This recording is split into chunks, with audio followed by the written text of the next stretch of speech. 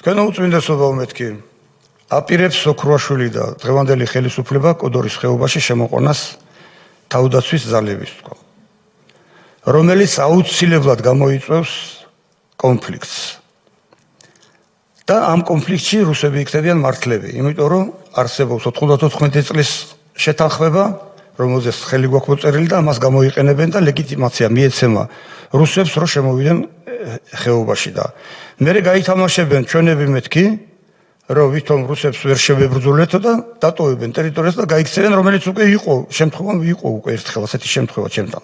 როგორ გამექცნენ ყველა იქიდან, იმიტომ რომ დაგვეტოვებია იქაურობა. ეს იმ ფაქტებიდან გამომდინარე ხვდებოდი მაგას თორე წინა გრძნობებზე კი არ იყო ეს აწყობილი. ფაქტებზე იყო ყველაფერი.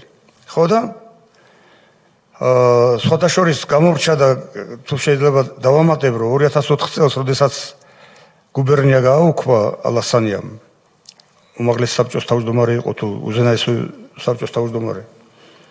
მაშინ უთხარი მე, რომ ბიჭო, მე არ გაწყობ ვართ, გასაგებია, იმიტომ რომ ვარდების რევოლუციაზე წინააღმდეგი წავედი.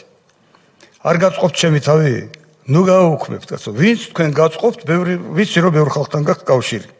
ვინც თქვენ გაწყობთ, ის დანიშნეთ, თქვა. თუ გინდათ აქედან შეიყვანეთ, მაგრამ გუბერნიას ნუ გააუქმებთ, იმიტომ რომ ადგილობრივი მოსახლეობა ბოლომდე იბრძოლებს ხეობის შესანარჩუნებლად და ხალხი, რომლებმაც რო გაგრა თავისუფლად დატოვეს, სოხუმი თავისუფლად დატოვეს, ოჩამჭირე დატოვეს,